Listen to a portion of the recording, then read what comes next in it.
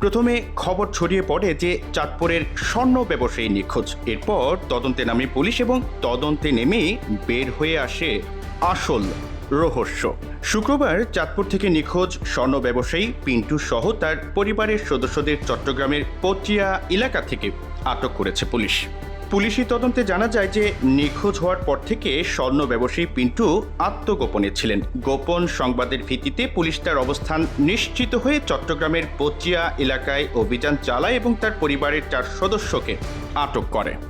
গণমাধ্যমকে চাঁদপুর মডেল থানার ওসি ফয়েজ আহমেদ জানান যে বিষয়টি না জেনে অনেকেই সামাজিক যোগাযোগ মাধ্যমে তাদের নিখোঁজ হওয়ার খবর ছড়াচ্ছেন। আসলে পিন্টু নিখোঁজ নন, তিনি আত্মগোপনে ছিলেন। মূলত বিভিন্ন কারণে পিন্টু ঋণগ্রস্ত ছিলেন বলে স্থানীয়ভাবে জানা গেছে।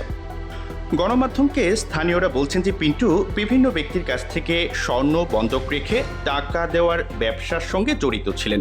অভিযোগ রয়েছে যে স্বর্ণ বন্ধক নিয়ে টাকা দেওয়ার পর নির্ধারিত সময়ে তা ফেরত দিতে পারেননি তিনি। পাশাপাশি বিভিন্ন সমিতি থেকেও ব্যবসার জন্য ঋণ নেওয়ায় তিনি আর্থিকভাবে সংকটে পড়েন।